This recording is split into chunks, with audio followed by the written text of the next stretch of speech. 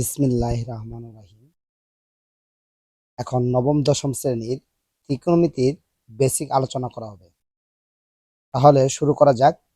নবম দশম শ্রেণীর মূলত এই ত্রিকোণমিতিক চ্যাপ্টারটি একটু কঠিন মনে হলেও আসলে এটি অনেক সহজ। যদি আমরা সূত্রগুলো ভালোভাবে আয়ত্ত করতে পারি, তাহলে কিভাবে আমরা সূত্রগুলো মনে রাখতে পারি তার কিছু টেকনিক নিচে উপস্থাপন করা হবে। আমরা এখানে প্রথমে দুটি সমকোণী ত্রিভুজ লক্ষ্য করতে পারছি। এ বি সি এটি একটি সমকোণী ত্রিভুজ, পি এম এন ইহা একটি সমকোণী ত্রিভুজ। দুটি সমকোণী ত্রিভুজ এবং সমকোণী ত্রিভুজের তিনটি বাহু দ্বারা আবদ্ধ হয়। একটিকে বলা হয় অতিভুজ, অপর দুটি বাহু একটির নাম হলো ভূমি অথবা সন্নিহিত বাহু এবং লম্ব অথবা বিপরীত বাহু। তাহলে আমরা জানি যে সমকোণের বিপরীতে যে বাহুটা থাকে সেটাই হলো অতিভুজ। এখানে বি কোণ হলো সমকোণ, এই বি কোণের বিপরীতে এ থেকে যে সি পর্যন্ত বাহুটা রয়েছে সেটাই হলো অতিভুজ। তাহলে এখানে এম কোণ হলো সমকোণ এবং কি এম কোণের যে বিপরীতে যে বাহুটা রয়েছে সেটি হলো সমকোণী ত্রিভুজ। অর্থাৎ এই ত্রিভুজ এবং এই সমকোণী ত্রিভুজ উভয় ত্রিভুজের অতিভুজ, একটি এবিসি ত্রিভুজের অতিভুজ হলো এসি এবং পি এম এন ত্রিভুজের অতিভুজ হলো পি এন। এখনো প্রশ্ন হলো যে এখানে আমি এ বি কে লম্ব ধরেছি এবং পি এম কে আমি ভূমি ধরেছি। তাহলে কিভাবে বুঝবো কোনটি ভূমি এবং কোনটি লম্ব হবে? আমরা দেখব অতিভুজ স্পর্শ করে যে কোণ একটি বাহুকে স্পর্শ করবে সেটি আমাদের ভূমি হবে। যেমন এই ত্রিভুজের অতিভুজ হলো এসি, এই এসি বাহুকে স্পর্শ করে একটি থিটা কোণ আমাদের বিসি বাহুকে স্পর্শ করছে। সুতরাং অতিভুজ সংলগ্ন যে কোণটা উৎপন্ন হয়ে আমাদের ভূমির বরাবর স্পর্শ করে সেটি আমাদের ভূমি অথবা সন্নিহিত বাহু নামে পরিচিতি দিতে পারি। তাহলে ভূমির বিপরীতে অর্থাৎ ভূমি এবং সন্নিহিত বাহু আমরা যখন আইডেন্টিফাই করতে পারলাম, তার মানে আরেকটি বাহু রইল, সেটি হলো লম্ব এবং তার অপর নাম হলো বিপরীত বাহু। তাহলে এই সমকোণ ত্রিভুজে আমরা দেখতে পাচ্ছি পি এন একটি অতিভুজ এবং এই অতিভুজ সংলগ্ন কোণ উৎপন্ন করে অর্থাৎ থিটা কোণ উৎপন্ন করে যে পি এম রেখাকে স্পর্শ করেছে অর্থাৎ বাহুকে স্পর্শ করেছে, তাহলে এই পি এম হলো ভূমি। তাহলে পি এম যদি আমাদের ভূমি হয়, ভূমির অপর নাম হলো সন্নিহিত বাহু। তাহলে এম এন এখানে লম্ব এবং বিপরীত বাহু হিসেবে গণ্য হবে। এই সমকোণী ত্রিভুজ অর্থাৎ পিথাগোরাসের উপপাদ্য অনুযায়ী সমকোণী ত্রিভুজে আমরা তিনটি সূত্র জানি। এটা আমাদের অষ্টম শ্রেণীতেও ছিল, যে কি, যে অতিভুজ স্কোয়ার ইজ ইকুয়াল লম্ব স্কোয়ার প্লাস ভূমি স্কোয়ার। অর্থাৎ অতিভুজের উপর যদি আমরা কোনো একটি বর্গ স্থাপন করি, সেই বর্গের মান এই এ বি লম্বের উপর এবং বিসি যে আমাদের বাহু আছে এর উপর দুটি বর্গের সমষ্টি সমান। অর্থাৎ যে অতিভুজ স্কোয়ার ইজ ইকুয়াল লম্ব স্কোয়ার প্লাস ভূমি স্কোয়ার। যদি আমরা এই সূত্রটাকে আরেকটু মডিফাই করতে পারি, যেমন যদি কোনো প্রশ্নে অতিভুজ চায়, শুধু অতিভুজের মান বের করতে বলে, তাহলে আমরা স্কোয়ারটা উঠে দিব, তার জন্য অপর পাশে আমরা রুট ব্যবহার করব। তাহলে আমরা বলতে পারি অতিভুজ সমান রুট লম্ব স্কোয়ার প্লাস ভূমি স্কোয়ার। এবং যদি কোনো প্রশ্ন আমাদের বলে লম্ব স্কোয়ারের সূত্র কি, তাহলে আমরা বলবো লম্ব স্কোয়ার সমান অতিভুজ স্কোয়ার মাইনাস ভূমি স্কোয়ার। কারণ যদি লম্ব চাই সেক্ষেত্রে অতিভুজ থেকে আমরা ভূমি বাদ দিব, আর যদি আমাদের ভূমি চাই তার অতিভুজ থেকে আমরা লম্ব স্কোয়ার করে বাদ দিব। তাহলে কি আমরা বলতে পারি লম্ব স্কোয়ার ইজ ইকুয়াল অতিভুজ স্কোয়ার মাইনাস ভূমি স্কোয়ার। এবং শুধু লম্ব যদি চাই, লম্ব মান আমরা সরাসরি বের করতে পারি। তাহলে ওই যে আমাদের স্কোয়ার উঠে দিলে পরবর্তী সমানের পাশে রুট দিতে হবে। তাহলে আমরা বলবো রুট অতিভুজ স্কোয়ার মাইনাস ভূমি স্কোয়ার। 3 নম্বর যে সূত্র সেটা হলো ভূমি স্কোয়ার। যদি কোনো প্রশ্ন ভূমির মান বের করতে বলে, সেক্ষেত্রে আমরা এই সূত্র প্রয়োগ করতে পারি ভূমি স্কোয়ার সমান অতিভুজ স্কোয়ার মাইনাস লম্ব স্কোয়ার। অর্থাৎ ভূমির যেহেতু মান বের করতে হবে, তাহলে অতিভুজ থেকে আমরা লম্ব বিয়োগ করে ফেলবো। অতিভুজ স্কোয়ার আমরা লম্ব স্কোয়ার বাদ দিব, তাহলে ভূমি স্কোয়ারের মান পাবো। যদি আমাদের শুধু ভূমি বের করতে বলে, সেই ক্ষেত্রে আমরা এই স্কোয়ার উঠানোর জন্য সমানের অপর পাশে একটি রুট ব্যবহার করব। তাহলে আমরা বলবো ভূমি সমান রুট অতিভুজ স্কোয়ার মাইনাস ভূমি স্কোয়ার। এই সমকোণী ত্রিভুজের সাহায্যে ত্রিকোণমিতিক অন্যান্য যে আমাদের 6টি ত্রিকোণমিতিক মান রয়েছে কিভাবে বের করতে পারবো তা এখানে ছন্দ আকারে প্রকাশ করা হলো। তার আগে আমাদের জানতে হবে যে সাইন থিটা এর বিপরীত মান হলো কোসেক থিটা এবং কোসেক থিটা এর বিপরীত মান হলো সাইন থিটা। কস থিটা এর বিপরীত মান হলো সেক থিটা এবং সেক থিটা এর বিপরীত মান হলো কস থিটা। টেন থিটা এর বিপরীত মান হলো কট থিটা এবং কট থিটা এর বিপরীত মান হলো টেন থিটা। তাহলে ছন্দ দিয়ে সূত্র মনে রাখি। দেখি, সাগরে লবণ অতি। আমরা জানি বিশেষ করে সাগরের মধ্যে লবণ অতিরিক্ত পানি আছে, অর্থাৎ পানির মধ্যে লবণ থাকে। তাহলে আমরা বলবো সাগরে লবণ অতি। এজন্য মনে রাখার জন্য কি সাগরতে সাইন, তাহলে সাইন থিটা ইজ ইকুয়াল লম্ব বাই অতিভুজ। তাহলে আমরা বলতে পারি সাইন থিটা সমান সূত্র কি লম্ব বাই অতিভুজ। অর্থাৎ যদি কোনো প্রশ্ন বলে চিত্র অনুযায়ী প্রশ্নে আসে যে সাইন থিটা এর মান কত, তাহলে আমরা লম্ব ডিভাইডেড অতিভুজ দিলে আমাদের অ্যান্সার শেষ হয়ে যাবে। তাহলে সাইন থিটা যদি লম্ব বাই অতিভুজ হয়, কোসেক থিটা তার বিপরীত, তাহলে কোসেক থিটা আমরা কি বলতে পারি অতিভুজ ডিভাইডেড লম্ব। সেম আরেকটি ছন্দের মাধ্যমে আমরা মনে রাখতে পারি কবরে ভূত অতি। তাহলে এখানে কবরতে কস বোঝানো হয়েছে, ভূততে ভূমি বোঝানো হয়েছে, অতীতে অতিভুজ বোঝানো হয়েছে, অর্থাৎ কস থিটা ইজ ইকুয়াল ভূমি বাই অতিভুজ। তাহলে কসের বিপরীত আমাদের হলো সেক, তাহলে সেক থিটার সূত্র কি অতিভুজ বাই ভূমি। কারণ আমরা জানি আগে লিখে নিয়েছি যে কস থিটার বিপরীত হলো সেক এবং সেক থিটার বিপরীত হলো কস। তাহলে কসের সূত্র যদি আমরা মনে রাখতে পারি যে কবরে ভূত অতি অর্থাৎ ভূমি বাই অতিভুজ, তাহলে সেকের সূত্র আমরা বলতে পারি অতিভুজ বাই হলো ভূমি। তাহলে পরবর্তী যে আমাদের ত্রিকোণমিতিক সূত্র সেটা হলো টেরা লম্বা ভূত, অর্থাৎ টেন থিটা ইজ ইকুয়াল লম্ব বাই ভূমি। তাহলে এখানে আমরা বলতে পারি টেন থিটার সূত্র হলো লম্ব বাই ভূমি এবং কট থিটার মান হলো তাহলে বিপরীত, টেনের বিপরীত, তাহলে ভূমি বাই লম্ব। তাহলে এইভাবে আমরা সূত্রগুলো মনে রাখতে পারি। একটি ষড়ভুজের সাহায্যে আমরা অনেকগুলো ত্রিকোণমিতির সূত্র মনে রাখি। অর্থাৎ এই যে একটি ষড়ভুজ আঁকা হয়েছে, এই ষড়ভুজ দ্বারা আমরা অনেকটি সূত্র মনে রাখতে পারবো, কারণ এই ষড়ভুজ দ্বারা আমরা ত্রিকোণমিতির প্রায় বেশিরভাগ সূত্র এখান থেকে প্রয়োগ করব। তাহলে ভিডিওটি মনোযোগ সহকারে দেখা যাক। তাহলে এখানে ষড়ভুজের আমরা এক কর্নারে রেখেছি টেন থিটা, তার বিপরীত পাশে রেখেছি কট থিটা, এখানে রেখেছি সাইন থিটা, আর এখানে রেখেছি কোসেক থিটা এবং উপরের এই অংশে রেখেছি কস থিটা এবং এই কর্নারে রেখেছি সেক থিটা। কারণ আমরা জানি টেন থিটা বিপরীত কট থিটা, সাইন থিটা বিপরীত কোসেক থিটা এবং কস থিটা এর বিপরীত হলো সেক থিটা এবং মিডল পয়েন্টে রেখেছি আমরা 1। কেন 1 রেখেছি তার অনেকগুলো কারণ রয়েছে। তাহলে আমরা এখন সূত্র প্রয়োগ করতে পারি। কিভাবে সূত্র প্রয়োগ করতে পারি? প্রথমে আমরা বলতে পারি যে এক নম্বর যে সূত্র, যে সাইন থিটা ইয়ার সূত্র কি, তাহলে সাইন থিটা বিপরীত কে আছে 1 এবং কি কোসেক আছে, তাহলে আমরা বলতে পারি 1 বাই কোসেক থিটা।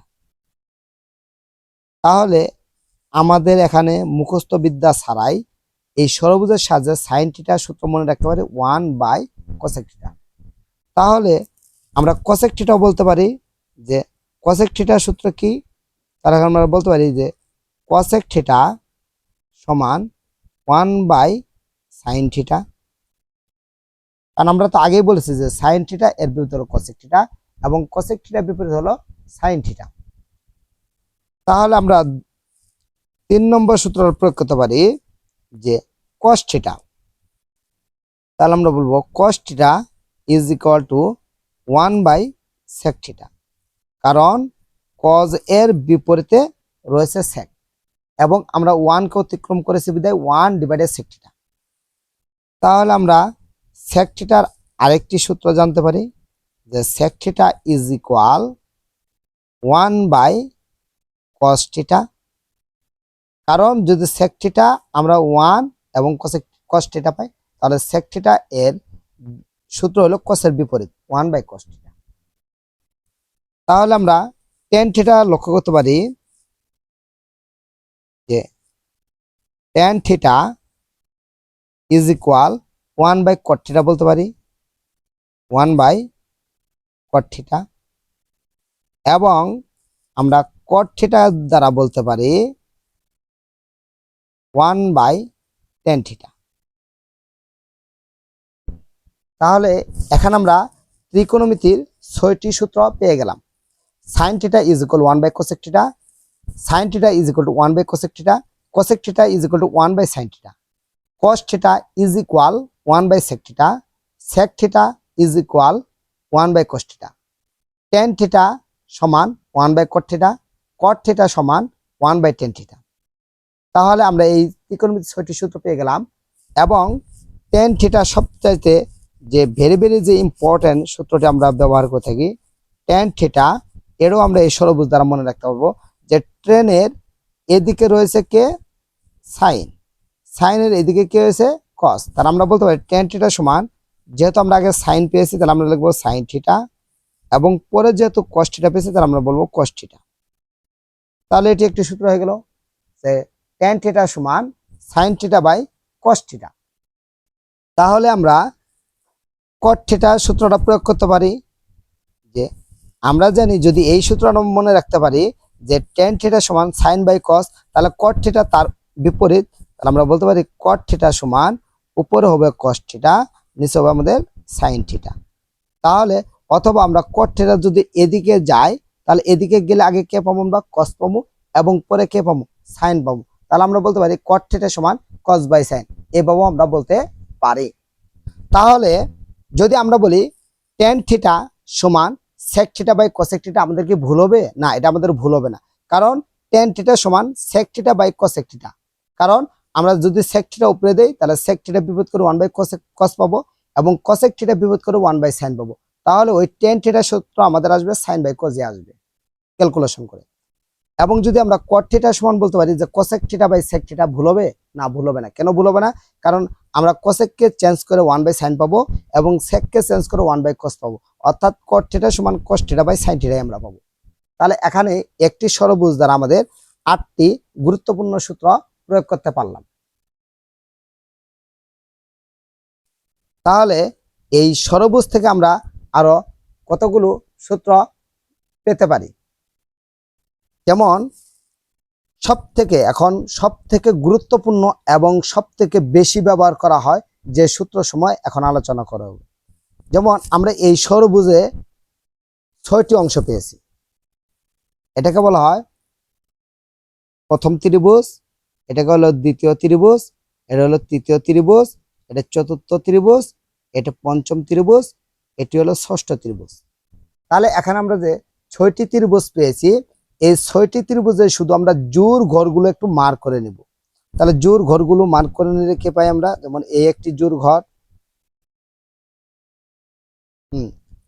এটি একটি জোড় ঘর, এবং এটি একটি জোড় ঘর। তাহলে এই জোড় ঘরের উদ্দেশ্য কি? এই জোড় ঘরগুলো দ্বারা আমরা সব থেকে ইম্পর্টেন্ট সূত্রগুলো এখন জানবো। কিভাবে আমরা সূত্রগুলো পেতে পারি একটু লক্ষ্য করি আমরা, যে এই যে জোড় ঘরগুলো আমরা মার্ক করেছি তার এক কোণা রয়েছে সাইন, অপর কোণা রয়েছে কস, এবং এই দুটো যদি আমরা বর্গ করি, অর্থাৎ সাইনেও বর্গ করি কসকেও বর্গ করি, তার ফলাফল আমরা 1 পাবো। তাহলে আমরা প্রয়োজনীয় যে সূত্র, সেই সূত্রগুলো কিভাবে পেতে পারি? 1 নাম্বার যে সূত্র, আমরা বললাম sign square theta plus cos square theta is equal 1।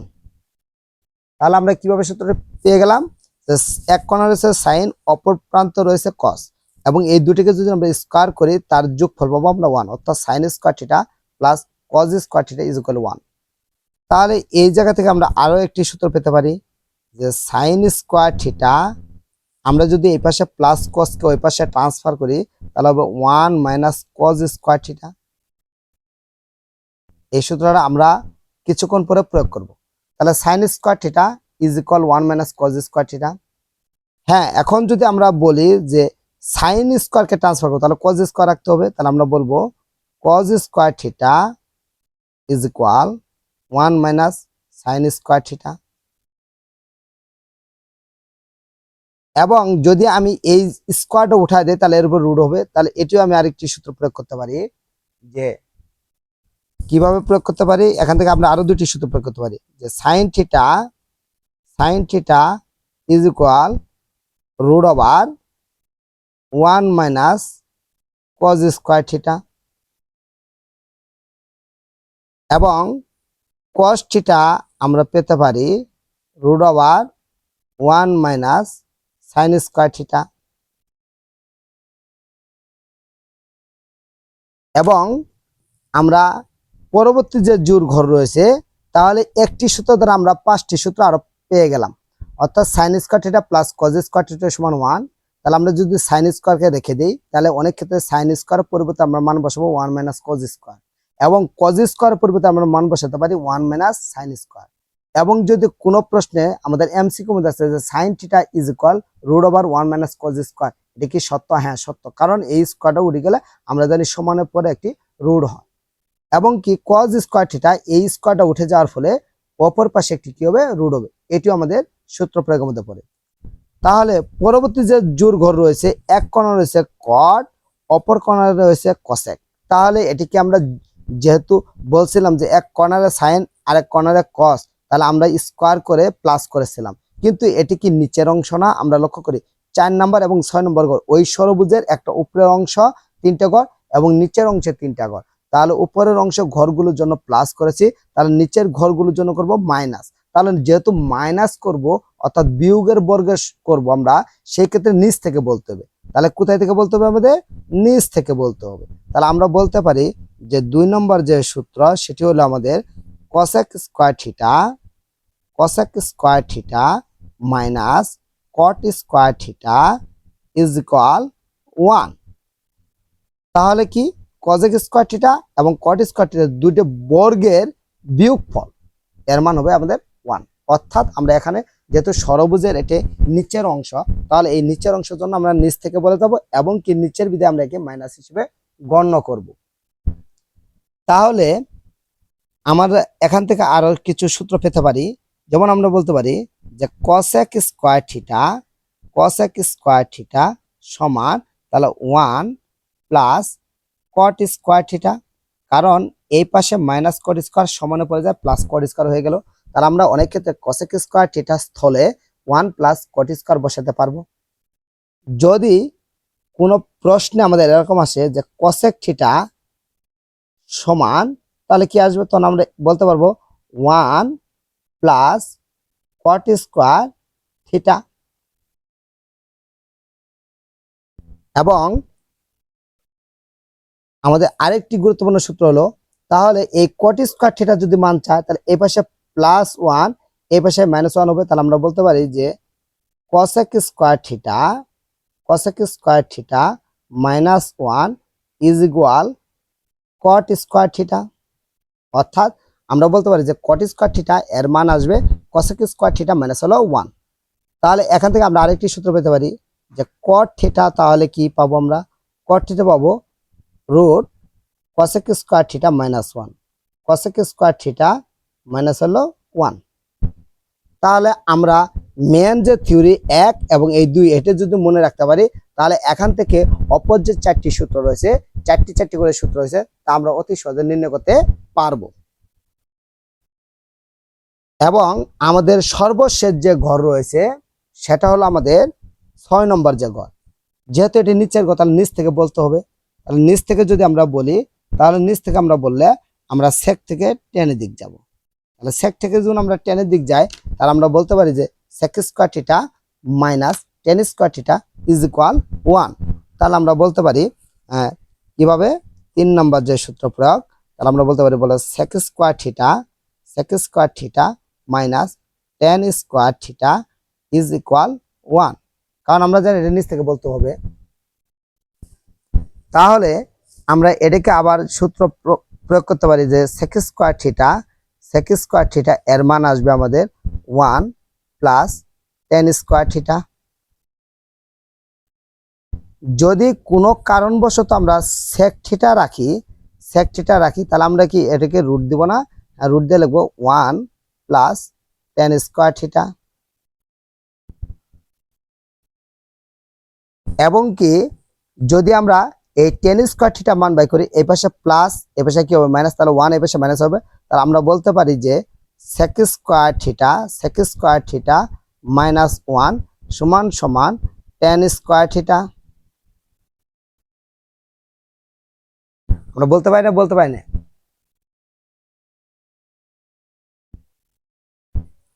এবং আমরা এটাও বলতে পারি যে টেন থিটা সমান root sec square theta minus one. তাহলে এখানে মূল সূত্র হলো আমাদের তিনটি, যা তিনটি দ্বারা আমরা আরো 12টি সূত্র পেয়ে যেতে পারি। তাহলে একটি ষড়ভুজ দ্বারা এখানে আমরা 8টি সূত্র পেয়ে গেলাম, এবং কি এখানে 15টি সূত্র পেয়ে গেলাম। তাহলে আমরা এই একটি ষড়ভুজ দ্বারা 23টি সূত্র অতি সহজে মনে রাখতে পারি। যদি ভিডিওটি ভালো লাগে তাহলে একটি শেয়ার, লাইক, কমেন্ট করতে ভুলবেন না। সকলকে ধন্যবাদ। আসসালামু আলাইকুম।